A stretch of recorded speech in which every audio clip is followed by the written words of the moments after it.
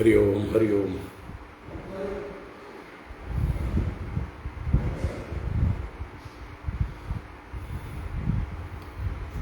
നമസ്കാരം, എല്ലാവർക്കും നമസ്കാരം.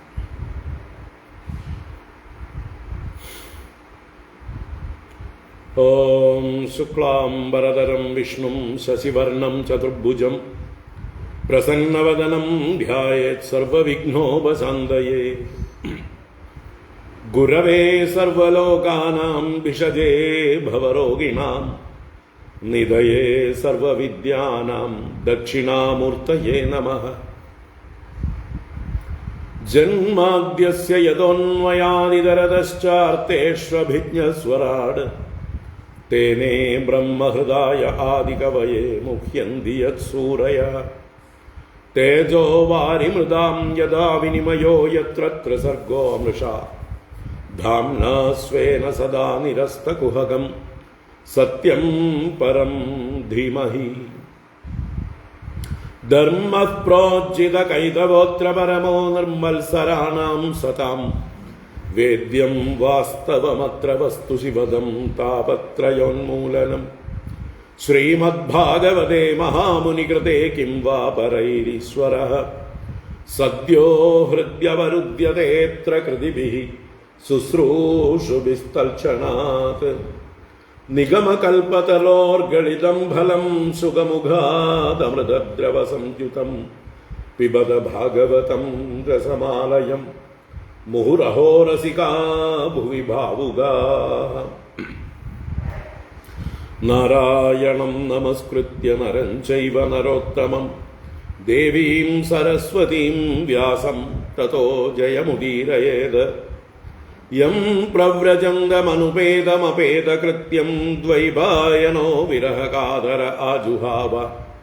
പുത്രേതി തന്മയതയാ തരവോഭിനേദുഃ തം സർവഭൂതഹൃദയം മുനിമാനതോസ്മി.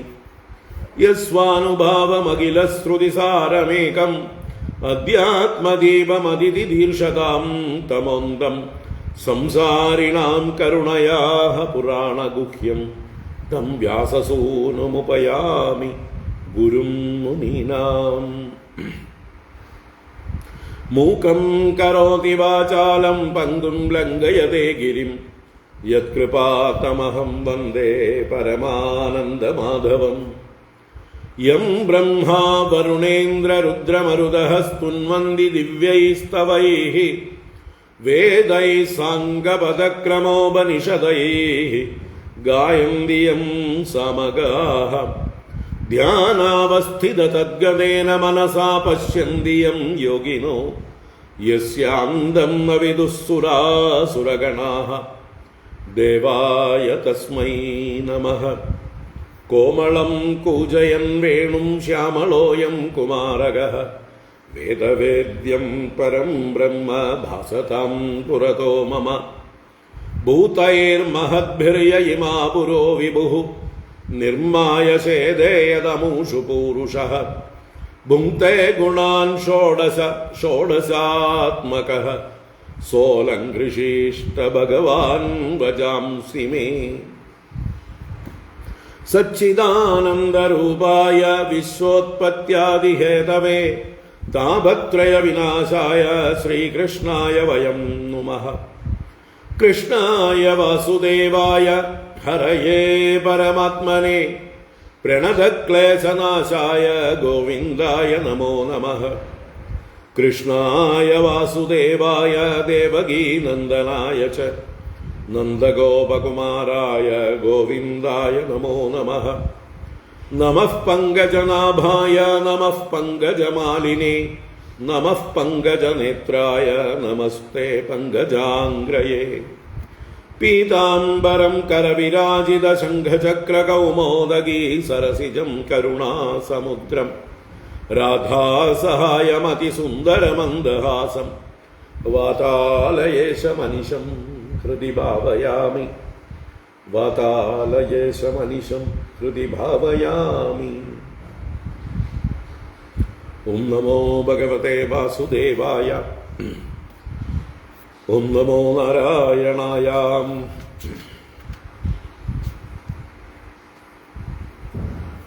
ഓം ശ്രീ ഗുരുവായൂരപ്പ ശരണം.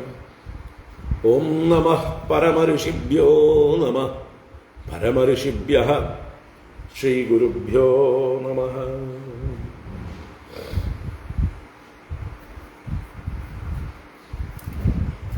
ഹരി ഓം.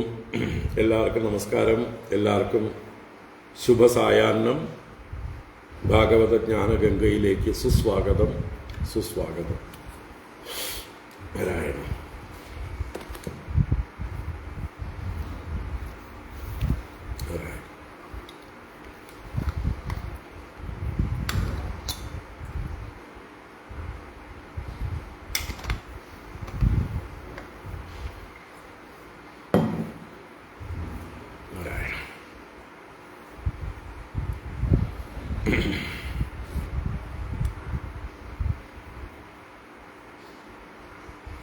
ഇന്ന് 7 മണിക്ക് വേറൊരു പ്രോഗ്രാമുണ്ട്, അതുകൊണ്ട് നേരത്തെ കഴിക്കാം എന്ന് വിചാരിച്ചു. വാഗ്ദാനം പാലിക്കാം. വളരെ ചെറിയൊരു ഭാഗമേ ഇതിൽ ബാക്കിയുള്ളൂ, ഈ 73-ാം അധ്യായത്തിൽ. അപ്പം അതങ്ങോട്ട് ഇന്ന് തീർത്തേക്കാം. നമുക്ക് വായിക്കാം. ആദ്യം ഭാഗവതം ദശമസ്കന്ധം 73-ാം അധ്യായം. ഓം നമോ ഭഗവതേ വാസുദേവായ. അഥ ശ്രീമദ്ഭാഗവതേ ദശമസ്കന്ധേ ഉത്തരാർദ്ധേ 37-തമോऽധ്യായഃ. ശ്രീശുക ഉവാച. അയുതേ ദ്വേ ശതാന്യഷ്ടൗ ലീലയാ യുധി നിർജിതാഃ തേ നിർഗതാ ഗിരിദ്രോണ്യാം മലിനാ മലവാസസഃ. ചുക്ഷാമാ ശുഷ്കവദനാഃ സംരോധപരികർഷിതാഃ ദദൃശുസ്തേ ഘനശ്യാമം പീതകൗശേയവാസസം. ശ്രീവത്സാംഗം ചതുർബാഹും പദ്മഗർഭാരുണേക്ഷണം ചാരുപ്രസന്നവദനം സ്ഫുരൻ മകരകുണ്ടലം പദ്മഹസ്തം ഗദാശങ്കരതാംഗൈരുപലക്ഷിതം കിരീടഹാര കടകകടിസൂത്രാംഗദാചിതം ഭ്രാജദ്വരമണിഗ്രീവം നിവീതം വനമാലയ പിബന്ദൈവ ചക്ഷുർഭ്യാം ലിഹന്ദൈവ ജിഹ്വയാ ജിഗ്രന്ദൈവ നാസാഭ്യാം രംഭന്ദൈവ ബാഹുഭിഃ പ്രണേമുർഹത പാപ്മാനോ മൂർധഭിഃ പാദയോർഹരേഃ. കൃഷ്ണസന്ദർശനാഹ്ലാദധ്വസ്തസംരോദനക്ലമാഃ പ്രശശംസുർഹൃഷികേശം ഗിർഭിഃ പ്രാഞ്ജലയോ നൃപാഃ. രാജാനൗചുഃ നമസ്തേ ദേവദേവേശ പ്രപന്നാർത്തിഹരാഭ്യയ പ്രപന്നാൻ പാഹി ന കൃഷ്ണ നിർവിണ്ണാൻ ഘോരസംസൃതേഃ. നൈനം നാദാന്വസൂയാമോ മാഗതം മധുസൂദന അനുഗ്രഹോ യദ്ഭവതോ രാജ്ഞാം രാജ്യച്യുതിർവിഭോ രാജ്യൈശ്വര്യമതോന്നദ്ദോ ന ശ്രേയോ വിന്ദതേ നൃപഃ ത്വന്മായാ മോഹിതോ അനിത്യാ മന്യത്തെ സമ്പദോചലാഃ. മൃഗതൃഷ്ണാം യഥാ ബാലാ മന്യന്ത ഉദകാശയം ഏവം വൈകാരികീം മായാം അയുക്താ വസ്തു ചക്ഷത്തെ. വയം പുരാ ശ്രീമദനഷ്ടദൃഷ്ടയോ ജിഗീഷയാ സ്യായിതരേതരസ്പൃദഃ ഗ്നന്ദഃ പ്രജാസ്വാ അതിനിർഗൃണാ പ്രഭോ മൃത്യും പുരസ്ത്വാവിഗണയ്യ ദുർമദാഃ. തയേവ കൃഷ്ണാദ്യ ഗഭീരരംഭസാ ദുരന്തവീര്യേണ വിചാലിതാശ്രിയഃ കാലേന തന്വാ ഭവതോനുകമ്പയാ വിനഷ്ടദർപ്പാശ്ചരണൗ സ്മരാമതേ. അധോ ന രാജ്യം മൃഗതൃഷ്ണിരൂപിതം ദേഹേന ശശ്വത്പതദാരുജാംബുവ ഉപാസിതമ്യം സ്പൃഹയാമഹേ വിഭോ ക്രിയാബലം പ്രേത്യ ച കർണലോചനം തം നഃ സമാധിസോപായം യേന തേ ചരണാബ്ജയോഃ സ്മൃതിർയദാ ന വിരമേത് അഭിസംസരതാമിഹ. കൃഷ്ണായ വാസുദേവായ ഹരയേ പരമാത്മനെ പ്രണതക്ലേശനാശായ ഗോവിന്ദായ നമോ നമഃ. കൃഷ്ണായ വാസുദേവായ ഹരയേ പരമാത്മനെ പ്രണതക്ലേശനാശായ ഗോവിന്ദായ നമോ നമഃ. ശ്രീശുക ഉവാച സംസ്തൂയമാനോ ഭഗവാൻ രാജഭിർമുക്തബന്ധനൈഃ താനാഹ കരുണസ്താത ശരണ്യശ്ലക്ഷ്ണയാ ഗിരാ. ശ്രീഭഗവാനുവാച അദ്യ പ്രഭൃതിവോ ഭൂപാ മയ്യാത്മന്യഖിലേശ്വരേ സുദൃഢാ ജായത്തെ ഭക്തിഃ ബാഡമാശംസിതം തഥാ. ദിഷ്ട്യാ വ്യവസിതം ഭൂപാ ഭവന്തർദഭാഷിണഃ ശ്രിയൈശ്വര്യമതോന്നാഹം പശ്യ ഉന്മാദകം നൃണാം. ഹൈഹയോ നഹുഷോ വേനോ രാവണോ നരകോപരേ ശ്രീമദാഭ്രംശിതാസ്ഥാനാ ദേവദൈത്യനരേശ്വരാः ഭവന്തയേതദ്വിജ്ഞായ ദേഹാദ്യുൽപാദ്യമന്തവത് മാം യജന്തോദ്വരൈർയുക്താः പ്രജാധർമ്മേണ രക്ഷത. സന്തന്വന്തഃ പ്രജാതന്തോൻ സുഖം ദുഃഖം ഭവാഭവൗ പ്രാപ്തം പ്രാപ്തം ച സേവന്തോ മച്യുക്താ വിചരിഷ്യത. ഉദാസീനാശ്ച ദേഹാദൗ ആത്മാ രാമാ ധൃതവ്രതാഃ മയ്യാവേശ്യ മനഃ സമ്യക് മാം അന്തേ ബ്രഹ്മയാസ്യത. ശ്രീശുക ഉവാച ഇത്യാദിശ്യ നൃപാൻ കൃഷ്ണോ ഭഗവാൻ ഭുവനേശ്വരഃ തേഷാം നിയുക്തപുരുഷാൻ സ്ത്രിയോ മജ്ജനകർമ്മണി സപര്യാം കാരയാമാസ സഹദേവേന ഭാരത നരദേവോചിതൈർവസ്ത്രൈർഭൂഷണൈസ്രഗ്വിലേപനൈഃ ഭോജയിത്വാ വരാന്യേന സുസ്നാദാൻ സമലംകൃതാൻ ഭോഗൈശ്ച വിവിധൈർയുക്താൻ താംബൂലാദ്യൈർനൃപോചിതൈഃ തേ പൂജിതാ മുകുന്ദേന രാജാനോ മൃഷ്ടകുണ്ഡലാഃ വിരേചുർമോചിതാ ക്ലേശാത് പ്രാവൃഡന്തേ യദാഗ്രഹാഃ രഥാൻ സദശ്വാനാരോപ്യ മണികാഞ്ചനഭൂഷിതാൻ പ്രീണയ്യ സൂനൃതൈർവാക്യൈഃ സ്വദേശാൻ പ്രത്യയാപയത്. തയേവം മോചിതാ കൃത്സ്നാദ് കൃഷ്ണേന സുമഹാത്മനാ യയുസ്തമേവ ധ്യായന്തഃ കൃതാനി ച ജഗൽപതേഃ. ജഗതുഃ പ്രകൃതിഭ്യസ്തേ മഹാപുരുഷചേഷ്ടിതം യദാന്വശാസദ് ഭഗവാൻ തഥാ ചക്രുരതന്ത്രിതാഃ. ജരാസന്ധം ഘാതയിത്വാ ഭീമസേനേന കേശവഃ പാർത്ഥാഭ്യാം സംയുതഃ പ്രായാത് സഹദേവേന പൂജിതഃ. ഗത്വാ തേ ഗാണ്ഡവപ്രസ്ഥം ശംഖാൻ ദദ്മൂർജിതാരയഃ ഹർഷയന്തഃ സ്വസുഹൃദോ ദുർഹൃദാം ചാസുധാവഹാഃ. തത്ശ്രുത്വാ പ്രീതമനസഃ ഇന്ദ്രപ്രസ്ഥനിവാസിനഃ മേനിരേ മാഗധം ശാന്തം രാജാ ചാപ്തമനോരഥഃ. അഭിവന്ദ്യാതരാജാനം ഭീമാർജുന ജനാർദ്ദനാഃ സർവമാശ്രാവയാൻ ചക്രുഃ ആത്മനാ യദനുഷ്ഠിതം. നിശമ്യ ധർമ്മരാജസ്തത്കേശവേനാനുകമ്പിതം ആനന്ദാശ്രുകലാം മുഞ്ചൻ പ്രേംണാ നോവാച കിഞ്ചന. ഹരി ഓം. ഇതി ശ്രീമദ്ഭാഗവതേ മഹാപുരാണേ പാരമഹംസ്യാം സംഹിതായാം ദശമസ്കന്ധേ ഉത്തരാർദ്ധേ കൃഷ്ണാദി ആഗമനേ ത്രിസപ്തതിതമോऽധ്യായഃ. സർവത്ര ഗോവിന്ദനാമ സങ്കീർത്തനം. ഗോവിന്ദ ഗോവിന്ദ. നാരായണാഖില ഗുരോ ഭഗവൻ നമസ്തേ. നാരായണാഖില ഗുരോ ഭഗവൻ നമസ്തേ. നാരായണാഖില ഗുരോ ഭഗവൻ നമസ്തേ.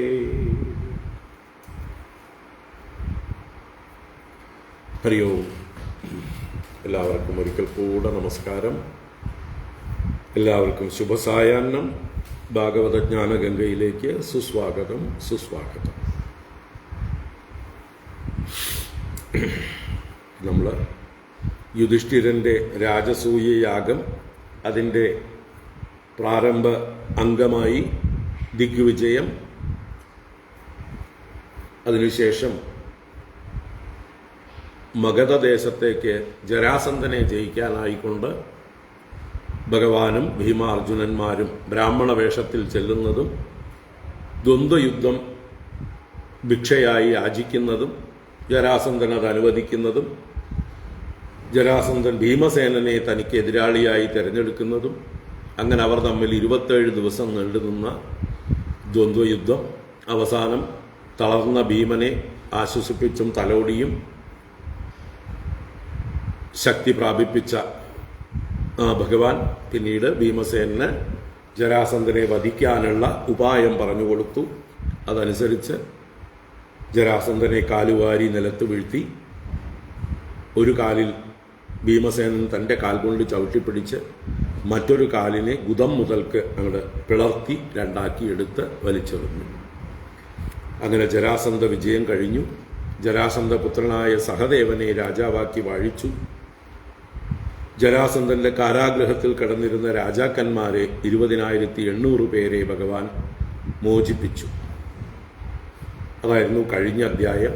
അത് കഴിഞ്ഞ് ഈ അധ്യായത്തിൽ ആ രാജാക്കന്മാർ ഭഗവാനെ ദർശിക്കുന്നതും അവർ അതിമനോഹരമായൊരു സ്തുതി കൊണ്ട് ഭഗവാനെ സ്തുതിക്കുന്നതും അവരുടെ പ്രാർത്ഥനകൾ ഭഗവാന്റെ മുമ്പിൽ സമർപ്പിക്കുന്നതും, അവർ ഭഗവാനോട് പ്രാർത്ഥിക്കുന്നത് സംസാരത്തിൽ നിന്ന് ഞങ്ങളെ മുക്തരാക്കിയാലും ഞങ്ങൾക്ക് ഇനി ഒരു പ്രാരബ്ധവും വേണ്ട, ഈ ലോകത്തിൻ്റെ അനിത്യ സ്വഭാവം ഞങ്ങൾക്ക് ബോധിച്ചിരിക്കുന്നു, ഇനി ഇതിലൊന്നും ഞങ്ങൾക്ക് കൊതിയില്ല, അതുകൊണ്ട് ഞങ്ങളെ വീണ്ടും രാജാക്കന്മാരാവാനും രാജ്യഭാരം നിർവഹിക്കാനും ഒന്നും പറഞ്ഞേക്കരുത് എന്നെല്ലാമാണ് അവർ പ്രാർത്ഥിച്ചത്. എങ്കിലും ഭഗവാൻ അവരോട് അതുതന്നെ പറഞ്ഞു, നിങ്ങൾ തിരിച്ച് നിങ്ങളുടെ നാടുകളിലേക്ക് ചെന്ന് നിങ്ങളുടെ കർമ്മങ്ങൾ എന്നിൽ അർപ്പിച്ചുകൊണ്ട് ഈശ്വര ആരാധനയാക്കി അനുഷ്ഠിക്കുക. ഒപ്പം യാഗങ്ങളും യജ്ഞങ്ങളുമെല്ലാം അനുഷ്ഠിച്ച് മറ്റുള്ളവർക്ക് മാതൃകയായി തീരുക. നിങ്ങൾക്ക് തീർച്ചയായും എന്നിൽ ഭക്തി വർദ്ധിച്ചു വരും. നിങ്ങളുടെ ഇപ്പോഴുള്ള നിശ്ചയം നല്ലത് തന്നെയാണ്, നിങ്ങൾ സത്യം തന്നെയാണ് പറയുന്നത്. മറ്റൊന്ന്, സാധാരണ സ്ത്രീ കൊണ്ടും ഐശ്വര്യം കൊണ്ടും മതം വർദ്ധിച്ച ജനങ്ങൾ ഉന്മാദന്മാരായിത്തീരുന്നു. അങ്ങനെ എത്രയോ ആളുകൾ ദേവന്മാരിലും ദൈത്യന്മാരിലും മനുഷ്യരുടെ ഇടയിലും നശിച്ചുപോയത് എല്ലാവർക്കും അറിയാവുന്നതാണല്ലോ. കാർത്തവീര്യാർജുനനും നഹുഷനും വേനനും രാവണനും നരകാസുരനും എല്ലാം തന്നെ ശ്രീമതം കൊണ്ട് സ്ഥാനത്തിൽ നിന്ന് ഭ്രംശിച്ചവരാണ്. നിങ്ങളിത് മനസ്സിലാക്കിക്കൊണ്ട് ദേഹം മുതലായി ലോകത്തിൽ ഉണ്ടായതെല്ലാം നാശമുള്ളതാണെന്ന് തിരിച്ചറിഞ്ഞ് എന്നെ പൂജിക്കുന്നവരായി, അധ്വരങ്ങളെ കൊണ്ട് യജിക്കുന്നവരായി, അച്ചടക്കമുള്ളവരായി പ്രജകളെ ധർമ്മത്തോടുകൂടി പരിപാലിക്കുക. നിങ്ങളുടെ സന്തതികളെ നിങ്ങൾ വർദ്ധിപ്പിക്കുക. സുഖവും ദുഃഖവും വൃദ്ധിയും ക്ഷയവും എന്തെല്ലാം വരുന്നുവോ അതെല്ലാം എന്നിൽ അർപ്പിച്ചുകൊണ്ട് നിങ്ങൾ അനുഭവിക്കുക. പ്രാരബ്ധം ഭഗവത് പ്രസാദമായി അനുഭവിക്കുക. എന്നെ മനസ്സിൽ ഉറപ്പിക്കുക. ദേഹാദി കാര്യങ്ങളിൽ ഉദാസീനന്മാരായി, ആത്മാരാമന്മാരായി, വ്രതനിഷ്ഠയോടുകൂടിയവരായി മനസ്സ് എന്നിൽ അർപ്പിച്ചുകൊണ്ട് നിങ്ങൾ ജീവിച്ചാൽ തീർച്ചയായിട്ടും നിങ്ങൾക്ക് മരണകാലത്ത് എന്നെ തന്നെ പ്രാപിക്കാം, ബ്രഹ്മസ്വരൂപനായ എന്നെ നിങ്ങൾക്ക് പ്രാപിക്കാം എന്ന് ഭഗവാൻ അവരുടെ കർത്തവ്യത്തെ ഉപദേശിച്ചു. ആ ഭുവനേശ്വരനായ ഭഗവാൻ അവരെ കുളിപ്പിക്കാനുള്ള ഏർപ്പാടൊക്കെ ചെയ്തു. പുരുഷന്മാരെയും സ്ത്രീകളെയും എല്ലാം ദാസന്മാരാക്കി നിയോഗിച്ചു. സഹദേവൻ, ജരാസന്ധപുത്രനായ സഹദേവൻ അവർക്ക് വേണ്ടതായിട്ടുള്ള സൽക്കാരങ്ങൾ, പൂജകളെല്ലാം ചെയ്തു. രാജോചിതമായ വസ്ത്രങ്ങളും അലങ്കാരങ്ങളും പൂമാലകളും സുഗന്ധദ്രവ്യങ്ങളും എല്ലാം അവർക്ക് കൊടുത്ത് അവരെ ബഹുമാനിച്ചു എന്ന് പറഞ്ഞാണ് നമ്മൾ ഇന്നലെ നിർത്തിയത്. തുടർന്നൊരു 10 ശ്ലോകം കൂടിയുണ്ട്. അവരുടെ എന്താ പറയുക, രാജ്യങ്ങളിലേക്കുള്ള മടങ്ങിപ്പോക്കും, അതുപോലെ തന്നെ ഭീമസേനനും അർജുനനും ഭഗവാനും കൂടി തിരിച്ച് ഇന്ദ്രപ്രസ്ഥത്തിൽ ചെന്ന് ചേരുന്നതും എല്ലാവരും സന്തോഷിക്കുന്നതുമായിട്ടുള്ള ആ ഭാഗം കൂടി പറഞ്ഞിട്ടാണ് ഈ അധ്യായം ഉപസംഹരിക്കുന്നത്. നമുക്ക് 26-ാം ശ്ലോകം മുതൽക്ക് കാണാം.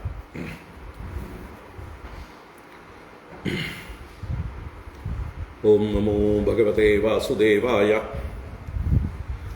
ഭോജയിത്വാ വരാന്യേന സുസ്നാദാൻ സമലങ്കൃതാൻ ഭോഗൈശ്ച വിവിധൈർയുക്താൻ താംബൂലാദ്യൈർനൃപോചിതൈഃ.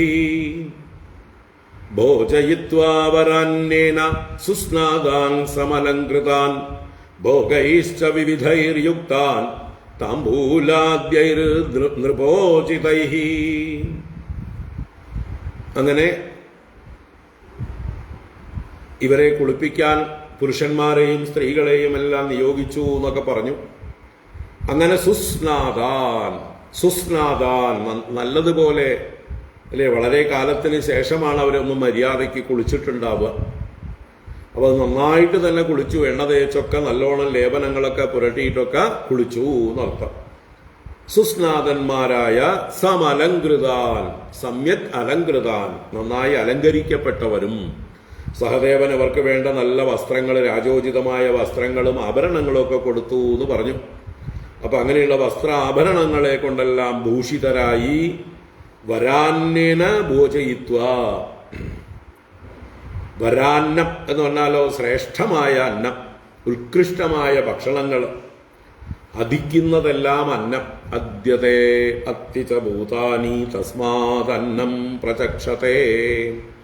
എന്താണ് അന്നം? ഭുജിക്കുന്നതെല്ലാം അന്നമാണ്. ചോറ് മാത്രമല്ല അന്നം. നമ്മൾ മലയാളികൾക്ക് ചോറാണ് അന്നം പ്രധാനമായിട്ട്. ഭക്ഷിക്കുന്നത് എന്തും അന്നം തന്നെയാണ്. അപ്പൊ വിവിധൈഹി ഭോഗൈഹി, വിവിധങ്ങളായ ഭോഗങ്ങളെ കൊണ്ട്, അതുപോലെ വരാന്നേന ശ്രേഷ്ഠമായ അന്നം കൊണ്ടും അവരെ ഭോജയിത്വ ഭുജിപ്പിച്ചിട്ട്, നൃപോചിതൈഹി താംബൂലാദ്യൈഹി, രാജാക്കന്മാർക്ക് ഉചിതമായ രീതിയിൽ അവർക്ക് താംബൂലം മുതലായ അല്ലേ നല്ല സുഗന്ധദ്രവ്യങ്ങളൊക്കെ ചേർത്ത് വെറ്റിലയും അടക്കയും എല്ലാമായിട്ട് സമർപ്പിച്ച് അതുമൊക്കെ മുറുക്കും. അന്ന് കാലത്ത് എല്ലാവരും താംബൂല ചർവണം ചെയ്യുക എന്നുള്ളതൊരു ഐശ്വര്യമായിട്ടാണ്, ഒരു സരസ്വതിയുടെ അനുഗ്രഹമായിട്ട്, മഹാലക്ഷ്മിയുടെ അനുഗ്രഹമായിട്ടൊക്കെയാണ് കരുതിയിരുന്നത്. അങ്ങനെയുള്ള താംബൂല ചർവണത്തിനായി കൊണ്ട് സമർപ്പിച്ചു. താംബൂലാദ്യൈഹി വിവിധൈഹി ഭോഗൈഹി യുക്താൻ, വിവിധ ഭോഗങ്ങളെ കൊണ്ട് യുക്തരാക്കി ചെയ്തു. യുക്താൻ ചകാരാർത്ഥം, യുക്തന്മാരാക്കി ചെയ്തു. അപ്പൊ അവര് എല്ലാം വേണ്ടതെല്ലാം സ്വീകരിച്ച് അനുഭവിച്ചു. ഇപ്പൊ സന്തുഷ്ടരായി അവര്. എല്ലാ വിഷമങ്ങളും മറന്നു, ശാരീരികവും മാനസികവുമായിട്ടുള്ള സകല വിഷമവും മറന്ന് ആത്മവിശ്വാസം, ഭഗവാന്റെ അനുഗ്രഹം കൊണ്ട് ആത്മവിശ്വാസം നേടിയവരായി തിരിച്ച് രാജ്യത്തേക്ക് പോവുകയാണ്. തേ പൂജിതാ മുകുന്ദേന രാജാനോ മൃഷ്ടകുണ്ടലാഃ വിരേജുർമോചിതാ ക്ലേശാത് പ്രാവൃഡന്തേ യഥാഗ്രഹാഃ. തേ പൂജിതാ മുകുന്ദേന രാജാനോ മൃഷ്ടകുണ്ടലാഃ വിരേജുർമോചിതാ ക്ലേശാത് പ്രാവൃഡന്തേ യഥാഗ്രഹാഃ. തേ രാജാനഃ, ആ രാജാക്കന്മാർ, മൃഷ്ടകുണ്ടലാഃ, നല്ല പോലെ ശോഭിക്കുന്നതായിട്ടുള്ള കർണകുണ്ടലങ്ങൾ, ആഭരണങ്ങളോട് കൂടിയവരായിട്ട്, മുകുന്ദേന ക്ലേശാത് മോചിതാഃ പൂജിതാഃ, മോക്ഷദാതാവായ ഭഗവാൻ എല്ലാവരെയും സംസാരത്തിൽ നിന്ന് തന്നെ മുക്തനാക്കുന്നവനായതുകൊണ്ടാണ് മുകുന്ദൻ എന്ന് പറയുന്നത്. മുക്തിം ദദാതീതി മുകുന്ദഃ. ഇവിടെ ആ മുക്തിദാതാവായ ഭഗവാൻ ഇവരെ മറ്റു ദുഃഖങ്ങളിൽ നിന്നും, കാരാഗൃഹ ബന്ധനം മുതലായ സംസാര ബന്ധനത്തിൽ നിന്നും അവരെ മുക്തരാക്കി. അതാണ് മുകുന്ദേന ക്ലേശാത് മോചിതാഃ. മുക്തിദാതാവായ ഭഗവാനാൽ ക്ലേശങ്ങളിൽ നിന്ന് മുക്തരാക്കപ്പെട്ടവരായിട്ട്, പൂജിതാഃ, സഹദേവൻ മുതലായവരാൽ പൂജിക്കപ്പെട്ടവരായിട്ട്, എന്നുവെച്ചാൽ ബഹുമാനിക്കപ്പെട്ടവരായിട്ട്, ആദരിക്കപ്പെട്ടവരായിട്ട്, വിരേജുഹു, അവർ വിരാജിച്ചു, ശോഭിച്ചു, അലങ്കൃതരായി, രാജാക്കന്മാരായി തന്നെ അല്ലെ, ഗ്രഹണം കഴിഞ്ഞ സൂര്യചന്ദ്രന്മാരെ പോലെ ശോഭിച്ചു എന്ന് മറ്റൊരു ദൃഷ്ടാന്തം ഇവിടെ പറഞ്ഞത്. പ്രാവൃഡന്തേ ഗ്രഹായത. പ്രാവൃഡ് എന്ന് പറഞ്ഞാൽ വർഷകാലം, മഴക്കാലം. മഴക്കാലം മുഴുവൻ ആകാശം മേഘം മറഞ്ഞിരിക്കുന്ന നക്ഷത്രങ്ങളും ഗ്രഹങ്ങളും ഒന്നും ദർശിക്കാൻ സാധിക്കില്ല. അപ്പൊ മേഘാവൃതമായ കാലമാണ് വർഷകാലം. അതാണ് പ്രാവൃഡ്, പ്രകർഷേണ വർഷമുള്ള കാലം. അതിൻ്റെ അന്തേ എന്ന് പറഞ്ഞാലോ, മഴക്കാലം കഴിയുമ്പോൾ ഗ്രഹാഹായത, ആകാശത്തെ ഗ്രഹങ്ങൾ, നക്ഷത്രങ്ങൾ മുതലായവ എങ്ങനെ ശോഭിക്കുമോ അങ്ങനെ ശോഭിച്ചു. അപ്പൊ ഇത്രയും കാലം അവരുടെ ജീവിതത്തിലെ ഒരു വലിയ പെരുമഴക്കാലമായിരുന്നു, അഥവാ ഗ്രഹണകാലമായിരുന്നു. ആ ഗ്രഹണകാലം കഴിഞ്ഞ് അതിൽ നിന്ന് മുക്തരായി ഗ്രഹങ്ങളെ പോലെ അഥവാ നക്ഷത്രങ്ങളെ പോലെ അവർ ശോഭിക്കുകയാണ് എന്ന് പറയണം. സന്തോഷഭരിതരായി ആത്മവിശ്വാസമുള്ളവരായി തീർന്നു. അവര് സ്വന്തം രാജ്യങ്ങളിലേക്ക് തിരിച്ചു പോകാൻ യോഗ്യരായി തീർന്നു. അല്ലാതെ അവർ കാരാഗ്രഹത്തിൽ കിടന്നിരുന്ന അതേ അവസ്ഥയിൽ പറഞ്ഞു വിട്ടാൽ അവർക്ക് ഒന്നാമത് അവരുടെ വേഷഭൂഷാദികൾ കണ്ട് നാട്ടിലാരും ബഹുമാനിക്കില്ല, അവർക്കും സ്വന്തം ആത്മവിശ്വാസം ഉണ്ടാവില്ല, അവിടെ ചെന്നാൽ പ്രജകളാരും അംഗീകരിക്കില്ല, എളുപ്പമാവില്ല ആ കാര്യങ്ങളൊന്നും. അപ്പൊ അതൊക്കെ ഭഗവാൻ വേണ്ടതുപോലെ മുൻകൂട്ടി കണ്ട് അവരെ യോഗ്യരാക്കി സൽക്കരിച്ച് എല്ലാവരും ബഹുമാനിക്കുന്ന രീതിയിൽ അവരെ തിരിച്ചയച്ചു എന്നാണ്.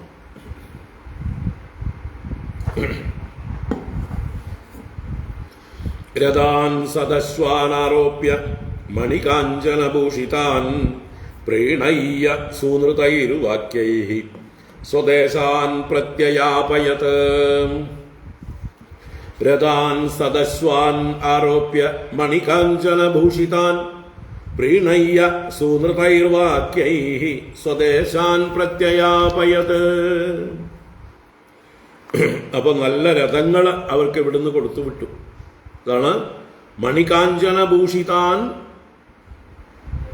സദശ്വാൻ രഥാൻ ആരോപ്യ.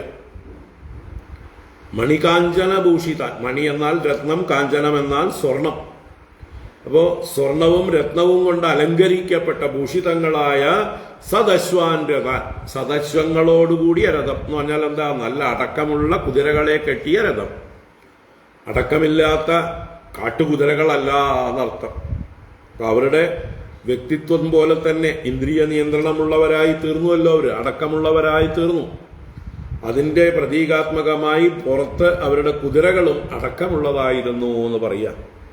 അങ്ങനെയുള്ള നല്ല കുതിരകളെ യോജിപ്പിച്ചിരിക്കുന്ന രഥങ്ങളെ ആരോപണം ചെയ്യിച്ച് അഥവാ കയറ്റിയിട്ട് സൂനൃതൈഹി വാക്യൈഹി പ്രീണയ്യ, ഭഗവാനും സഹദേവാദികളുമൊക്കെ അവരെ സൂനൃതങ്ങളായ വാക്കുകൾ, സൂനൃതങ്ങൾ എന്ന് പറഞ്ഞാൽ പ്രീതികരങ്ങൾ, നല്ല മൃദുവായ സ്നേഹപൂർണമായ വാക്കുകൾ, അങ്ങനെയുള്ള വാക്കുകളെ കൊണ്ട് പ്രീതിപ്പെടുത്തിയിട്ട് പ്രീണയ്യ എന്ന് പറഞ്ഞാൽ പ്രീണനം കൃത്വ, അവരെ സന്തോഷിപ്പിച്ചിട്ട് നടത്താം, പ്രീതിപ്പെടുത്തിയിട്ട് സ്വദേശാൻ പ്രത്യയാപയത്, സ്വദേശാൻ പ്രതി അയാപയത്. അയാപണം ചെയ്യുക എന്ന് പറഞ്ഞാൽ യാത്രയയക്കുക, യാപനം ചെയ്യുക എന്ന് പറഞ്ഞാലും പറഞ്ഞയക്കുക. അയാപയത് പാസ്റ്റ് ടെൻസ്, പറഞ്ഞയച്ചു. അപ്പൊ അവരവരുടെ രാജ്യങ്ങളിലേക്ക് സ്വദേശാൻ പ്രതി അയാപയത് പ്രത്യയാപയത്, മടക്കി അയച്ചു. നിങ്ങൾ ഓരോരുത്തരും അവരവരുടേതായ രാജ്യങ്ങളിലേക്ക് ചെല്ലുക, ഭരണം കൈയാളുക. നിങ്ങളെ അവിടെ കാത്തിരിക്കുകയാണ് നിങ്ങളുടെ പ്രജകളും നിങ്ങളുടെ കുടുംബാംഗങ്ങളും. അവരെ നിരാശരാക്കരുത്, അവർ വിഷമിക്കരുത്. അവിടെ ചെന്ന് സന്തോഷമായിട്ട് നിങ്ങൾ നിങ്ങളുടെ കർത്തവ്യങ്ങൾ, ധർമ്മം എന്നെ സ്മരിച്ചുകൊണ്ട് നിർവഹിക്കുക. മാമനുസ്മര യുദ്ധ്യച എന്ന് പറയും പോലെ ഭഗവാൻ അവിടെ രാജാക്കന്മാരെ എല്ലാം പറഞ്ഞയച്ചു. അങ്ങനെ അവർ തിരിച്ചു പോയിട്ട് അവരെന്താ ചെയ്ത്? അവര് വെറുതെ ഇരുന്നില്ല, അവര് ഭഗവാന്റെ മഹിമയെ പാടിപ്പുകഴ്ത്തി എല്ലാവരോടും. ജഗതുഹു പ്രകൃതിഭ്യസ്തേ മഹാപുരുഷചേഷ്ടിതം യഥാന്വശാസത് ഭഗവാൻ തദാ ചക്രു അതന്ത്രിതാഃ. ജഗതുഃ പ്രകൃതിഭ്യസ്തേ മഹാപുരുഷചേഷ്ടിതം യഥാന്വശാസത് ഭഗവാൻ തദാ ചക്രുരതന്ത്രിതാഃ. തേ അവര് പ്രകൃതിഭ്യഃ, പ്രകൃതികൾ എന്ന് പറഞ്ഞാൽ അവരുടെ പ്രജകളോട്, അവരുടെ മന്ത്രിമാരോട്, ഉദ്യോഗസ്ഥന്മാരോട്, വേണ്ടപ്പെട്ടവരോടെല്ലാം എന്നർത്ഥം. അവരുടെ പ്രകൃതികളോട് അഥവാ പ്രജകളോട് മഹാപുരുഷചേഷ്ടിതം ജഗതുഹു, മഹാപുരുഷനായ ഭഗവാന്റെ ചേഷ്ടയെ വ്യാപാരത്തെക്കുറിച്ച് ജഗദുഹു എന്ന് പറഞ്ഞാൽ ഗതിച്ചു, പറഞ്ഞു. ജഗാദ ഏകവചനം, ജഗദുഹു ദ്വിവചനം, ജഗദുഹു ബഹുവചനം. അപ്പൊ ഈ രാജാക്കന്മാർ എല്ലാവരും അവരവരുടെ നാട്ടിൽ ചെന്ന് അവരവരുടെ പ്രകൃതികളോട് ഭഗവാന്റെ മഹാപുരുഷനായ ഭഗവാന്റെ ചേഷ്ടിതങ്ങളെ കുറിച്ച് ജഗദുഹു പറഞ്ഞു എന്നർത്ഥം. ഭഗവാൻ യഥാ അന്വശാസത് അതന്ത്രിതാഹ തഥാ ചക്രുഹു.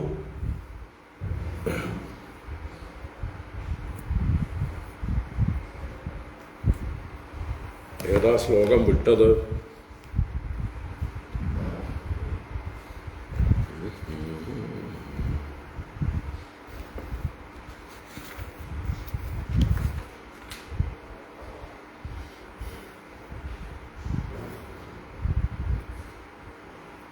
ഏത് ശ്ലോകം വിട്ടത്? 29. സോറി, പറഞ്ഞിട്ടില്ല. തയേവം മോചിതാ കൃത്സ്രാത് കൃഷ്ണേന സുമഹാത്മന യയുസ്തമേവ ധ്യായന്തഃ കൃതാനി ച ജഗൽപതേഃ. തയേവം മോചിതാ കൃത്സ്രാത് കൃഷ്ണേന സുമഹാത്മന യയുസ്തമേവ ധ്യായന്തഃ കൃതാനി ച ജഗൽപതേഃ. അപ്പോ തേ ഏവം മോചിതാഹ കൃത്സ്രാത് കൃഷ്ണേന സുമഹാത്മന. സുമഹാത്മന കൃഷ്ണേന ഏവം കൃത്സ്രാത് മോചിതാഹ തേ. മഹാത്മാവായ, ഏറ്റവും മഹാത്മാവായ ഭഗവാനാൽ, കൃഷ്ണനാൽ ഏവം ഇപ്രകാരം കൃത്സ്രാത് മോചിതാഹ അവരുടെ ക്ലേശങ്ങളിൽ നിന്ന് മോചിപ്പിക്കപ്പെട്ടവരായിട്ട് തേ അവര് തമേവ ജഗത്പതേഃ കൃതാനി ച ധ്യായന്തഃ യയുഃ. തമേവ ധ്യായന്തഃ യയുഃ അവനെ തന്നെ ധ്യാനിക്കുന്നവരായി യാത്രയായി, ഭഗവാനെ തന്നെ ചിന്തിക്കുന്നവരായി അവരുടെ നാടുകളിലേക്ക് മടങ്ങി. മാത്രമല്ല ജഗൽപതേഃ കൃതാനി ച ലോകരക്ഷകനായ ജഗൽപതിയായ ഭഗവാന്റെ കൃതങ്ങളെ, ഭഗവാന്റെ പ്രവൃത്തികളെയെല്ലാം ധ്യാനിക്കുന്നവരായി ചിന്തിക്കുന്നവരായി മടങ്ങിപ്പോയി, ധ്യാനം ചെയ്തു. അപ്പോ ഇതിൽ 29-ാം ശ്ലോകം ഇത്രയേ ഉള്ളൂ. മഹാത്മാവായ ഭഗവാനാൽ ഇപ്രകാരം ക്ലേശങ്ങളിൽ നിന്ന് മോചിപ്പിക്കപ്പെട്ടവരായിട്ടുള്ള ആ രാജാക്കന്മാർ ആ ഭഗവാനെയും ഭഗവാൻ ചെയ്ത കർമ്മങ്ങളെയും ധ്യാനിക്കുന്നവരായിക്കൊണ്ട് സ്വദേശങ്ങളിലേക്ക് മടങ്ങിപ്പോയി. എന്നിട്ട് അവരുടെ നാട്ടിൽ ചെന്ന് അവരുടെ പ്രകൃതികളോട് ഈ മഹാപുരുഷ ചേഷ്ടിതത്തെ ജഗദുഹു ഗാനം ചെയ്തു അഥവാ പറഞ്ഞു. അതുപോലെ ഭഗവാൻ യഥാ അന്വശാസത് ഭഗവാൻ എപ്രകാരം അവരെ ഉപദേശിച്ചുവോ അനുശാസനം ചെയ്തുവോ തഥാ ചക്രുഹു അപ്രകാരം ചെയ്തു. അതന്ത്രിതാഹ, അതന്ത്രിതാഹ തന്ത്രാരഹിതരായിട്ട്. തന്ത്ര എന്ന് പറഞ്ഞാൽ ആലസ്യം, മടി എന്നൊക്കെ അർത്ഥമാണ്.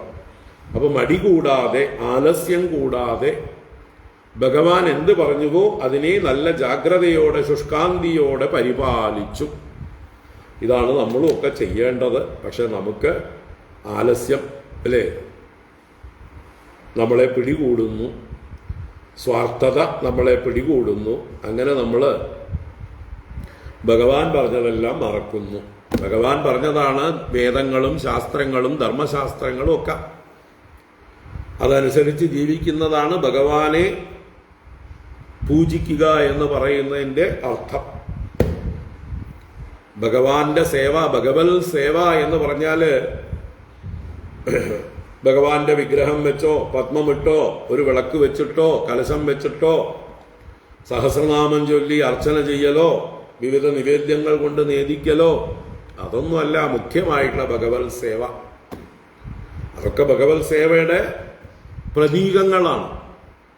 യഥാർത്ഥ ഭഗവത് സേവ എന്തെന്ന് അഭ്യസിക്കാനുള്ള ആ ഒരു എന്താ പറയുക ട്രെയിനിങ് ക്ലാസ്സുകളാണ് അതൊക്കെ. യഥാർത്ഥ ഭഗവത് സേവ എന്ന് പറഞ്ഞാൽ ഭഗവാന് പ്രീതികരമാം വണ്ണം ജീവിക്കുക.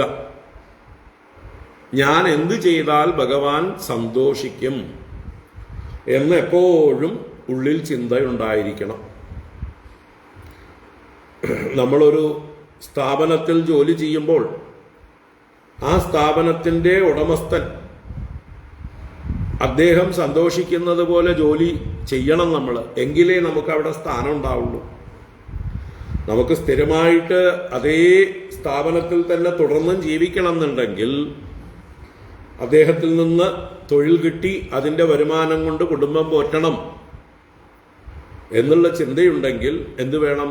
ആ സ്ഥാപനത്തിൻ്റെ ഉടമസ്ഥനെ, സ്വാമിയെ ഒരു ഭൃത്യനായി സേവിക്കണം. എന്ന് വെച്ചാൽ എന്താ അർത്ഥം? അദ്ദേഹത്തിന് ഹിതകരമാം വണ്ണം, അദ്ദേഹത്തിന് പ്രിയങ്കരമാം വണ്ണം സന്തോഷിപ്പിക്കുന്ന രീതിയിൽ പ്രവർത്തിക്കണം. അപ്പൊ ഈ പ്രപഞ്ചമാകുന്ന സ്ഥാപനത്തിന്റെ ബോസ്, ഉടമസ്ഥൻ ആരാണ്? ഈശ്വരൻ, ഭഗവാൻ. ആ ഭഗവാന് പ്രീതികരമാം വണ്ണം നമ്മൾ ജീവിച്ചാൽ മാത്രമേ നമ്മളുടെ സ്ഥാനം നിലനിൽക്കുകയുള്ളൂ, നമ്മളുടെ നിലനിൽപ്പ് അപകടത്തിലാവാതിരിക്കുള്ളൂ. അതിനെ തന്നെയാണ് ധർമ്മം എന്ന് പറയുന്നത്. ഈ ലോകത്തിൽ ഭഗവാൻ വിധിച്ചിട്ടുള്ള നിയമങ്ങളെ അനുസരിച്ചുകൊണ്ട് പരിപാലിച്ചുകൊണ്ട് ഭഗവാൻ സന്തോഷിക്കണമെന്ന ആറ്റിറ്റ്യൂഡോടുകൂടി ഏത് കർമ്മവും ചെയ്യുന്നതിനെയാണ്, ജാഗ്രതയോടുകൂടി ജീവിക്കുന്നതിനെയാണ് ധർമ്മം എന്ന് പറയുന്നത്. ഇന്ന് അങ്ങനെ ഒരു ചിന്ത ആർക്കും ഇല്ല.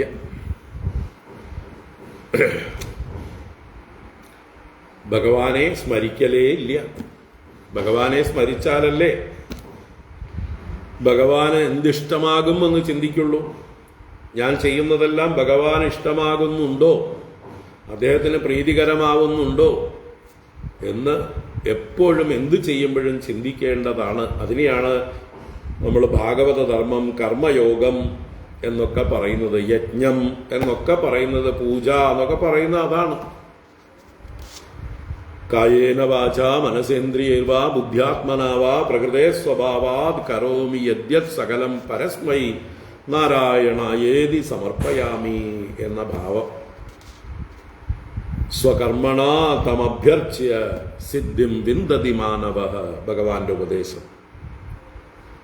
ഈ പ്രപഞ്ചത്തിന്റെ നാഥനാരെന്ന് തിരിച്ചറിഞ്ഞ് ആ നാഥനെ സ്വന്തം കർമ്മം കൊണ്ട് ആരാധിക്കുക.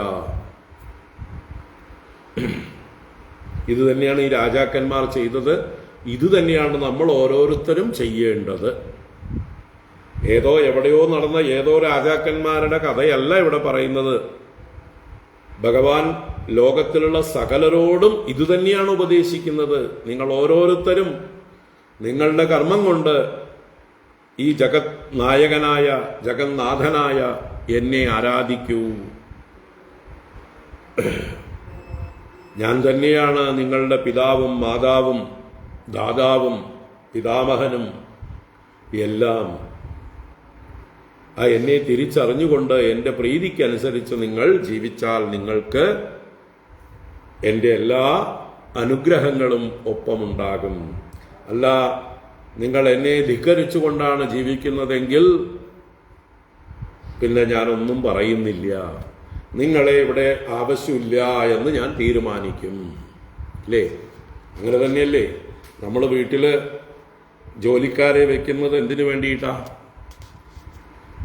നമ്മുടെ ഇഷ്ടത്തിന് നമുക്ക് ഓരോ കാര്യങ്ങൾ അവർ ചെയ്തു തരാൻ, നമ്മൾ ഉദ്ദേശിച്ച കാര്യങ്ങൾ അവർ ചെയ്യുന്നുണ്ടെങ്കിൽ മാത്രമേ നമ്മൾ അവരെ തുടർന്നും ജോലിക്ക് വെക്കുള്ളൂ. നമ്മൾ പറഞ്ഞതൊന്നും അനുസരിക്കുന്നില്ല, അവർക്ക് തോന്നിയതാണ് ചെയ്യുന്നത്, നമുക്ക് നാശനഷ്ടങ്ങൾ ഉണ്ടാക്കലും മനോവ്യത ഉണ്ടാക്കലും ഒക്കെയാണ് അവർ ചെയ്യുന്നതെങ്കിൽ ഒരു നിമിഷം നമ്മൾ വെച്ചേക്കില്ല അവരെയൊന്നും. അപ്പൊ ഇതുപോലെയാണ് ഈ ജഗന്നാഥന്റെ ഭാവവും എന്ന് മനസ്സിലാക്കി നമ്മൾ ജീവിക്കണം. ഭഗവാനോട് ലോയലായിരിക്കണം. അതിനെയാണ് ഭക്തി, അതിനെ തന്നെയാണ് ധർമ്മം എന്നൊക്കെ പറയുന്നത്. അപ്പൊ ഇവിടെ തഥാ ചക്രുഹു അതന്ത്രിതഃ, അണ്ടർലൈൻ ഇടേണ്ട വാചകമാണ്. അതന്ത്രിത തഥാ ചക്രുഹു. അതന്ത്രിത, തന്ത്ര കൂടാതെ, മടി കൂടാതെ, ജാഗ്രതയോടുകൂടെ ഭഗവാൻ എന്തു പറഞ്ഞുവോ അതനുസരിച്ച് പ്രവർത്തിച്ചു. ഒരു വീഴ്ചയും വരുത്തിയില്ല, മര്യാദക്കാരായി. ജരാസന്ധം ഘാതയിത്വാ ഭീമസേനേന കേശവഃ പാർത്ഥാഭ്യാം സംയുതഃ പ്രായാത് സഹദേവേന പൂജിതഃ. ജരാസന്ധം ഘാതയിത്വാ ഭീമസേനേന കേശവഃ പാർത്ഥാഭ്യാം സംയുതഃ പ്രായാത് സഹദേവേന പൂജിതഃ. അപ്പൊ ആ രാജാക്കന്മാരുടെ കഥ കഴിഞ്ഞു 30-ാം ശ്ലോകത്തോടു കൂടി. ഇനി എന്താ തുടരുന്നത്? ഭഗവാനും ഭീമസേനും അർജുനനും അവർ വന്ന കാര്യം ജരാസന്ധ വധം അത് സാധിച്ച് ദിഗ്വിജയം നടത്തി പൂർണ്ണമാക്കി രാജസൂയയാഗം തുടരാനായിക്കൊണ്ട് അതിൻ്റെ വേണ്ട ചടങ്ങുകൾക്കായിക്കൊണ്ട് തിരിച്ചു ചെല്ലുന്നു. അപ്പൊ അതാണ് ജരാസന്ധം ഘാതയിത്വാ ഭീമസേനേന കേശവഃ. കേശവഃ, ഭഗവാൻ കേശവൻ, ശ്രീകൃഷ്ണൻ. നാരായണൻ തന്നെയാണ് കേശവൻ. കേശിയെ വധിച്ചവൻ, മനോഹരങ്ങളായ കേശങ്ങളുള്ളവൻ എന്നൊക്കെ കേശവ ശബ്ദത്തെ വ്യാഖ്യാനിക്കാമെങ്കിലും ഏറ്റവും പ്രധാനം നാരായണൻ എന്നുള്ള അർത്ഥമാണ്. കേശേദീതി കേശവ, വെള്ളത്തിൽ നാരത്തിൽ അയനം ചെയ്യുന്നവൻ, ശയിക്കുന്നവൻ നാരായണൻ എന്ന് പറഞ്ഞാലോ പ്രളയകാലത്ത് എല്ലാം തൻ്റെ അകത്താക്കി ശയിക്കുന്നവൻ. ആ കേശവൻ തന്നെയാണ് പത്മനാഭനും ആവുന്നത്. സൃഷ്ടികാലത്ത് ആ കേശവൻ തന്നെ തൻ്റെ ഉള്ളിലിരിക്കുന്ന ജഗത്തിനെ നാഭിയിലൂടെ താമരയുടെ രൂപത്തിൽ പ്രദർശിപ്പിക്കുന്നു, പ്രകാശിപ്പിക്കുന്നു. അപ്പൊ അതേ കേശവൻ നാരായണനാകുന്നു, പത്മനാഭനാകുന്നു. നാരായണൻ തന്നെയാണ് കേശവനും പത്മനാഭനും. അപ്പോ ജഗത് കാരണഭൂതൻ എന്നർത്ഥമാണ് കേശവ ശബ്ദത്തിന് അർത്ഥം. ആ കേശവൻ ഈ ലോകത്തെ തന്നെ ആട്ടിപ്പടയ്ക്കുന്നവനാണ്. അയാൾക്ക് ജരാസന്ധനെ വധിക്കാൻ വല്ല പ്രയാസമുണ്ടോ? സ്വയം നേരിട്ട് തന്നെ വധിക്കാം, പക്ഷെ ചെയ്യുന്നില്ല. ഭീമസേനേന ഘാതയിത്വാ, ഭീമസേനനെ കൊണ്ട് ഹനിച്ചിട്ട് കൊല്ലിച്ചിട്ട് എന്തിനാ? പാണ്ഡവന്മാർക്ക് അതിന്റെ മഹത്വം, അതിന്റെ ക്രെഡിറ്റ് കിട്ടാൻ വേണ്ടി. കാരണം ഇനി ഭൂമിയിൽ ധർമ്മം പരിപാലിച്ചുകൊണ്ട് രാജ്യഭാരം ചെയ്യേണ്ടവർ പാണ്ഡവന്മാരാണ്. അവർ ശക്തരാണ് എന്ന് ലോകത്തിന് ബോധ്യം വേണം. മഹാശക്തന്മാരാണ്, അവരോട് കളിച്ചാൽ വിവരം അറിയുമെന്ന് ഓരോ രാജാക്കന്മാർക്കും ബോധ്യം വേണം. അല്ലെങ്കിൽ ഓരോരുത്തരും തോന്നിയവാസികളായി തലപൊക്കാൻ തുടങ്ങും.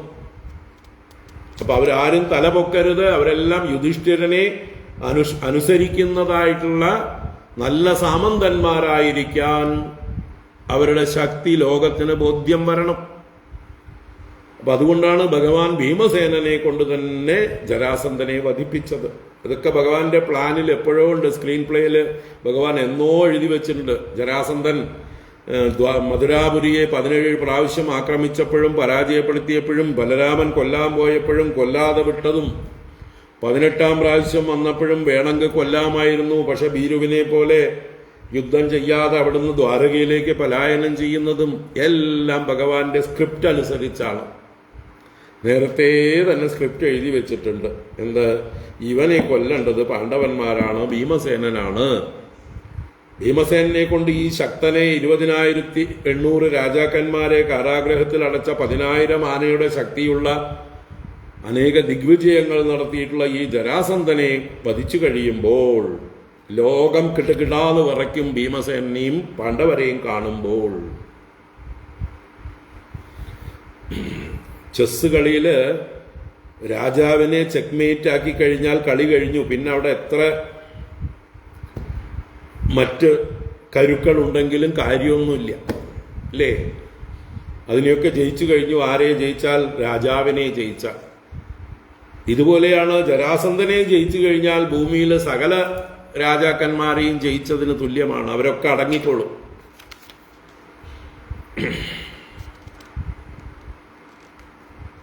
അപ്പൊ അതിനു വേണ്ടിയിട്ടാണ് ഭഗവാനെ കൊണ്ട് തന്നെ ഭീമസേനെ കൊണ്ട് തന്നെ ജരാസന്ധനെ വധിപ്പിക്കുന്നത്. അങ്ങനെ ജരാസന്ധം ഘാതയിത്വാ ഭീമസേനേന കേശവഃ പാർത്ഥാഭ്യാം സംയുതഃ പ്രായാത് സഹദേവേന പൂജിതഃ. സഹദേവേന പൂജിതഃ. ഇവിടത്തെ സഹദേവൻ ജരാസന്ധപുത്രനായ സഹദേവൻ. സഹദേവേന പൂജിതഃ, സഹദേവനാൽ സൽക്കരിക്കപ്പെട്ടവനായിട്ടെന്ന് വെച്ചാല് തിരിച്ചു പോകുമ്പോൾ ധാരാളം സമ്മാനങ്ങളൊക്കെ കൊടുത്തിട്ടുണ്ടാവും. അനേക വാഹനങ്ങളിൽ രാജസൂയയാഗം നടത്താനുള്ള ധനത്തിന് പലതും ആവശ്യമുണ്ട്. അതൊക്കെ ഇവിടുന്ന് തന്നെ സഹദേവൻ തന്നെ എല്ലാം ആളുകളെ കൊണ്ട്, ഭടന്മാരെ കൊണ്ട്, ദാസന്മാരെ കൊണ്ട് രഥങ്ങളിലും വണ്ടികളിലുമൊക്കെ ആക്കിയിട്ട് കൂടെ അയക്കും. അതാണ് മര്യാദ. കാരണം ഈ രാജ്യം ജയിച്ചു കഴിഞ്ഞിരിക്കണു ഭീമസേനൻ. ഇപ്പോ ഭീമസേനനാണ് ജരാസന്ധന്റെ സ്ഥാനത്ത് രാജ്യം ഭരിക്കേണ്ടത്. പക്ഷേ സാമന്തനായി സഹദേവനെ വാഴിച്ചു.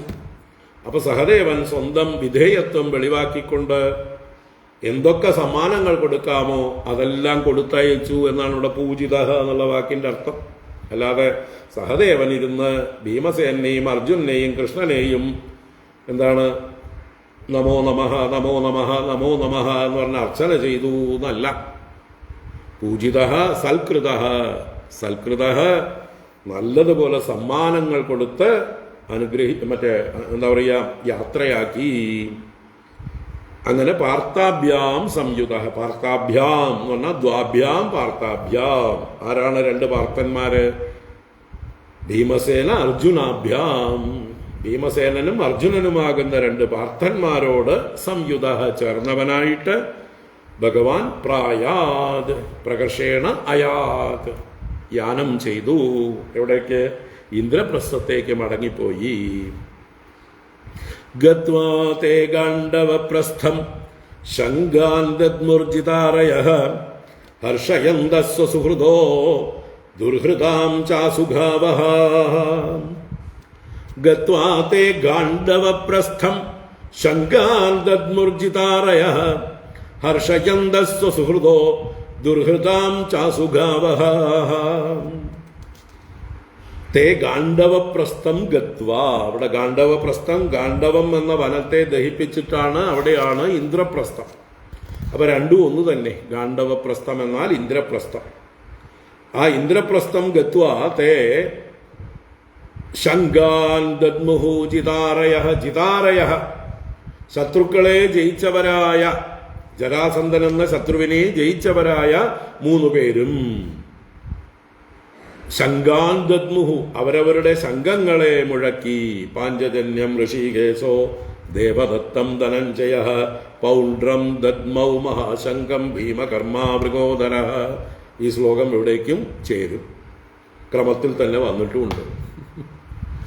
3 പേരും അവരവരുടെ ശംഖങ്ങളെ ഘോഷിച്ചു, മുഴക്കി. ദദ്മുഹു ഹർഷയന്തഃ സ്വസുഹൃദോ.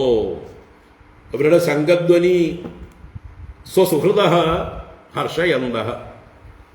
സ്വന്തം ബന്ധുക്കളെ, യുധിഷ്ഠിരാദികളെ ഹർഷമുണ്ടാക്കുന്നതായിരുന്നു ആ ശംഖധ്വനി.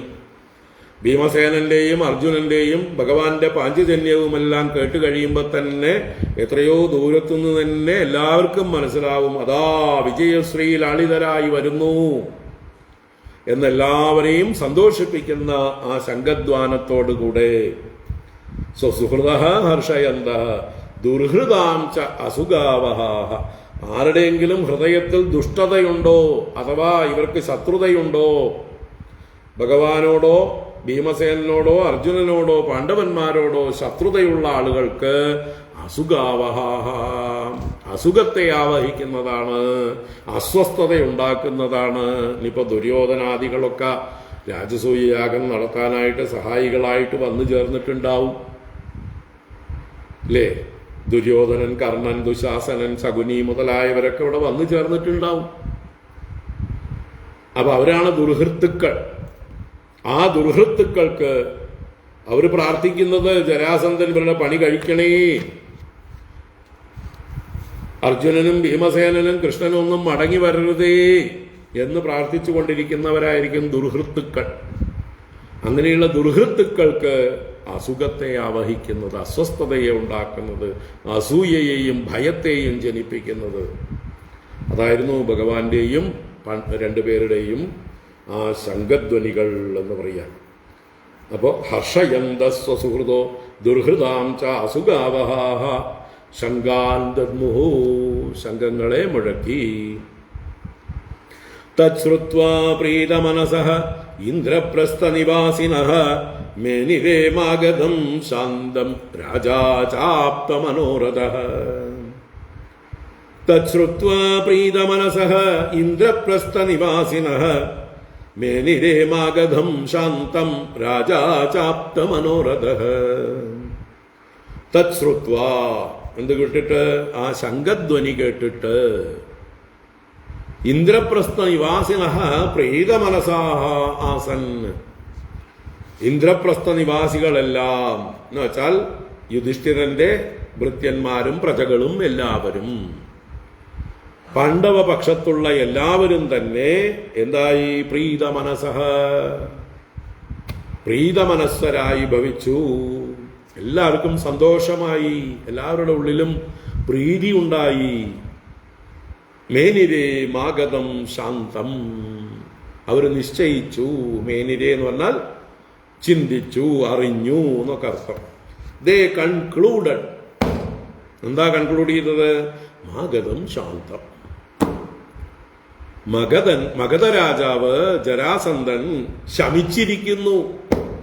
ശാന്തം എന്ന് പറഞ്ഞാൽ ഇവിടെ ശമം പ്രാപിച്ചു. ശമം എന്ന് പറഞ്ഞാൽ അടക്കം. അപ്പൊ ജരാസന്ധൻ അടങ്ങി, ജരാസന്ധനെ അടക്കി അഥവാ ജയിച്ചു. ജയിച്ച വരവാണ് എന്നവര് നിശ്ചയിച്ചു. രാജാച ആപ്തമനോരഥഃ, രാജാ യുധിഷ്ഠിരഃ ആപ്തമനോരഥഃ ആസീത്. രാജാ യുധിഷ്ഠിരന് മനോരഥങ്ങളെല്ലാം പ്രാപിച്ചവനായി. ആപ്തം പ്രാപ്തം. അപ്പോ എന്താ മനോരഥം? രാജസൂയ യാഗം നടത്തി അതിന്റെ എല്ലാ മഹിമകളും പുണ്യങ്ങളും ഉൾക്കൊള്ളാൻ. അപ്പൊ രാജസൂയ യാഗം നടക്കുന്നതിന് ആകെ തടസ്സമുണ്ടായിരുന്നത് ഒരേ ഒരാളാണ്, ജരാസന്ധൻ. ജരാസന്ധനെ ജയിച്ചാൽ മാത്രമേ രാജസൂയ യാഗം പൂർണ്ണമാക്കാൻ ഇവർക്ക് സാധിക്കുള്ളൂ എന്ന് യുധിഷ്ഠിരന് നല്ല ഉറപ്പുണ്ട്. ആ ജരാസന്ധൻ ശമിച്ചിരിക്കുന്നു, മരിച്ചിരിക്കുന്നു, ജയിച്ചിരിക്കുന്നു ജരാസന്ധനെ. ഇനി ഒരു തടസ്സവും എവിടെ നിന്നും ഉണ്ടാവാൻ വഴിയില്ല. അതുകൊണ്ട് തന്നെ പൂർണ്ണമായി എന്നുള്ള തന്നെ ചിന്ത ഉണ്ടാവാം. തന്റെ രാജസൂയം ഇനി ഒരു തടസ്സവും കൂടാതെ സിമ്പിളായിട്ട് നടത്താൻ പറ്റും. ആകെ ഉണ്ടായിരുന്ന വലിയൊരു വൻമതിലായിരുന്നു ജരാസന്ധൻ. അത് തകർത്തതോടുകൂടി സ്വതന്ത്രമായി വിഹരിക്കാം. ഇത്രയും സന്തോഷമായിട്ടുണ്ടാവും എന്ന് പറയുക. അദ്ദേഹത്തിന് എന്തെന്നില്ലാത്ത ആശ്വാസമായിട്ടുണ്ടാവും. ഹാവൂ, പണി കഴിഞ്ഞു എന്ന് തന്നെ തീരുമാനിച്ചിട്ടുണ്ടാവും. അപ്പൊ അങ്ങനെ യുധിഷ്ഠിരഃ പ്രീതഃ ആസീത് എന്നർത്ഥം. ആപ്തമനോരഥഃ ആസീത്. അഭിവന്ദ്യാദരാജാനം ഭീമാർജുന ജനാർദ്ദനാഃ സർവമാശ്രാവയാഞ്ചക്രുഹു ആത്മനാ യദനുഷ്ഠിതം. അഭിവന്ദ്യാദരാജാനം ഭീമാർജുന ജനാർദ്ദനാഃ സർവമാശ്രാവയാഞ്ചക്രുഹു ആത്മനാ യദനുഷ്ഠിതം. ഭീമാർജുന ജനാർദ്ദനാഃ അത് രാജാനം അഭിവന്ദ്യ ആത്മനാ യത് അനുഷ്ഠിതം സർവം ആശ്രാവയാഞ്ചക്രുഹു. ഭീമസേന, ഭീമാർജുന ജനാർദ്ദനാഃ, ഭീമനും അർജുനനും ജനാർദ്ദനനും മൂന്ന് പേരും അത് രാജാനം അഭിവന്ദ്യ, ജ്യേഷ്ഠനും രാജാവുമായ യുധിഷ്ഠിരനെ ചെന്ന് അഭിവാദനം ചെയ്തു, നമസ്കാരാദികൾ ചെയ്തു. യുധിഷ്ഠിരനാൽ സ്വീകരിക്കപ്പെട്ടു. അങ്ങനെയുള്ള അവര് ആത്മനായതനുഷ്ഠിതം, തങ്ങളാൽ എന്തവിടെ ചെയ്യപ്പെട്ടുവോ, എങ്ങനെയായിരുന്നു ജരാസന്ധനെ സമീപിച്ചത്, എങ്ങനെയായിരുന്നു ദ്വന്ദ്വയുദ്ധം നടന്നത്, എങ്ങനെയാണ് ജരാസന്ധനെ വധിച്ചത്, ജരാസന്ധന്റെ ആതിഥ്യ മര്യാദകളൊക്കെ എങ്ങനെയൊക്കെ ആയിരുന്നു, അതുമൊക്കെ ചേർത്ത് എത്ര ദിവസം യുദ്ധം ചെയ്തു മുതലായതൊക്കെ ചേർത്ത് ആത്മനായതനുഷ്ഠിതം, തങ്ങളാൽ എന്താണോ ചെയ്യപ്പെട്ടത് സർവം ആശ്രാവയാഞ്ചക്രുഹു, എല്ലാ കാര്യങ്ങളും ആസമന്താത് ശ്രാവയാഞ്ചക്രുഹു, മുഴുവൻ ആദ്യന്തം എന്നാണ് ആ എന്നുള്ള ഉപസർഗം കൊണ്ട് സൂചിപ്പിക്കുന്നത്. ആദ്യന്തം ശ്രവിപ്പിച്ചു എന്നർത്ഥം. ശ്രാവയാഞ്ചക്രുഹു, നന്നായി കേൾപ്പിച്ചു. ആദ്യം തൊട്ട് അവസാനം വരെ ഒന്നും വിടാതെ മുഴുവനായിട്ട് കേൾപ്പിച്ചു. അപ്പോൾ യുധിഷ്ഠിരന് സമാധാനമായി.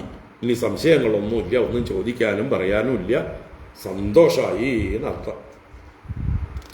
നിശമ്യ ധർമ്മരാജസ്തത് കേശവേനാനുകമ്പിതം ആനന്ദാശ്രുകലാം മുഞ്ചൻ പ്രേംണാനോവാച കിഞ്ചന.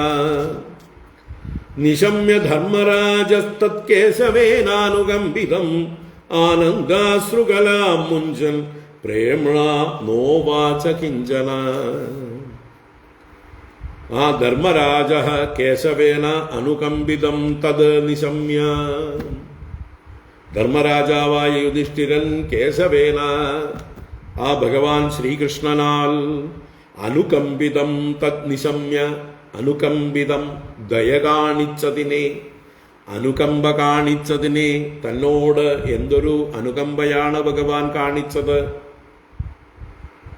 തന്റെ ഉദ്ദേശിച്ച രാജസൂയയാഗത്തെ നടത്തിത്തരാൻ വേണ്ടി ഭഗവാൻ എന്തെല്ലാം വേഷം കെട്ടുന്നു അല്ലേ. ഒരു ഭിക്ഷക്കാരനെ പോലെ ജരാസന്ധന്റെ അടുത്ത് ചെന്ന് യാചിക്കുന്നു.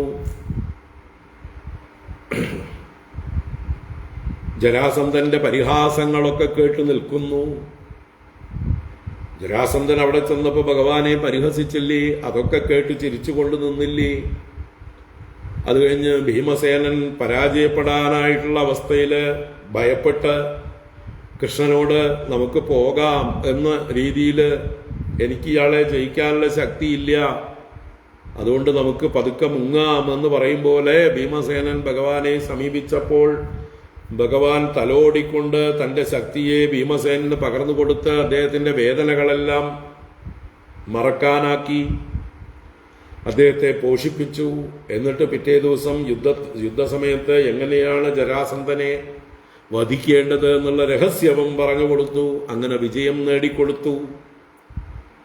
അപ്പൊ ഈ ക്രെഡിറ്റ് മുഴുവൻ ആർക്കുള്ളതാണ്?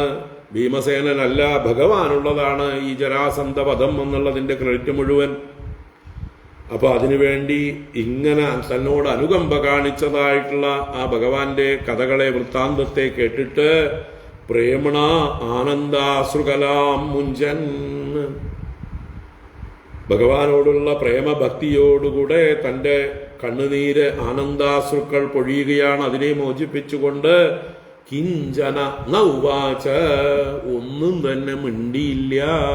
എന്ത് മിണ്ടാനാണ്, എന്ത് പറയാനാണ്, എന്ത് പറഞ്ഞാൽ മതിയാകും? ഇപ്പൊ വർണ്ണിക്കാൻ വാക്കുകളില്ലാത്തത് കൊണ്ട്, ഭഗവാനോട് കൃതജ്ഞത പ്രകടിപ്പിക്കാൻ വാക്കുകളില്ലാത്തത് കൊണ്ട് ആനന്ദാശ്രുക്കൾ പൊഴിച്ചുകൊണ്ട് മൗനം അവലംബിച്ചു. ഒന്നും മിണ്ടാതിരുന്നു. അതിലെല്ലാം അടങ്ങിയിട്ടുണ്ട്. വാചാലമായ മൗനമായിരുന്നു അത്. അങ്ങനെ ജരാസന്ധവധം എന്നുള്ള അതി ദുർഘടമായ കാര്യം, ആർക്കും സാധിക്കാത്തതായിട്ടുള്ള കാര്യം ഭഗവാന്റെ അനുഗ്രഹം കൊണ്ട് പാണ്ഡവന്മാർ സാധിച്ചു. ഇനി അവരുടെ രാജസൂയയാഗം തുടരാവുന്നതാണ്. അത് നമുക്ക് നാളെ തുടരാം. നാളെ രാവിലെ തന്നെ നോക്കാം. നാളെ രാവിലെ 11 മണിക്ക് നോക്കാം. ഇപ്പം നമുക്കിവിടെ ഉപസംഹരിക്കാം. ഹരി ഓം. ഇത് ശ്രീമദ്ഭാഗവതേ മഹാപുരാണേ പാരമഹംസ്യാം സംഹിതായാം ദശമസ്കന്ധേ ഉത്തരാർദ്ധേ ജരാസന്ധ നിരുദ്ധ രാജവിമോക്ഷണം നാമ 370തമോऽധ്യായഃ. സർവത്ര ഗോവിന്ദ നാമ സങ്കീർത്തനം. ഗോവിന്ദ ഗോവിന്ദ. നാരായണാഖില ഗുരോ ഭഗവൻ നമസ്തേ. നാരായണാഖില ഗുരോ ഭഗവൻ നമസ്തേ. കായേന വാചാ മനസേന്ദ്രിയൈർവാ ബുദ്ധ്യാത്മനാ വാ പ്രകൃതേ സ്വഭാവാത് കരോമി യദ്യത് സകലം പരസ്മൈ നാരായണായേതി സമർപ്പയാമി.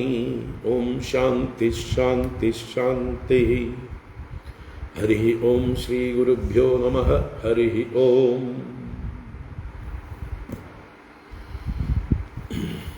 അപ്പോൾ രാജസൂയത്തിൻ്റെ ഏറ്റവും പരമപ്രധാനമായിട്ടുള്ള ഭഗവാന്റെ കാല് കഴുകിച്ച് പൂജിക്കുന്നതായിട്ടുള്ള രംഗം ഈ 74-ാം അധ്യായത്തിലാണ് വരുന്നത്. നമുക്ക് നാളത്തെ ക്ലാസ്സിൽ കാണാനായിട്ട് ശ്രമിക്കാം. അതിന് മുമ്പ് കുറേ കാര്യങ്ങളുണ്ട്. എത്രാമത്തെ ശ്ലോകത്തിലാണ്? 27-ാം ശ്ലോകത്തിലാണ് അഭിഷേകം വരുന്നത്. അപ്പോൾ രണ്ടാമത്തെ ക്ലാസ്സിലായിരിക്കും, ആദ്യത്തെ ക്ലാസ്സിലെത്തില്ല, വൈകുന്നേരത്തെ ക്ലാസ്സിൽ നോക്കാം.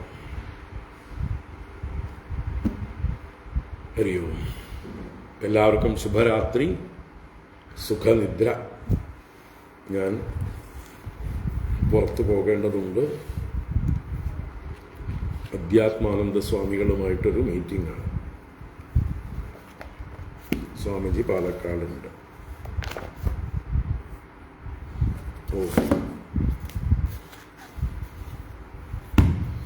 ഹരി ഓം.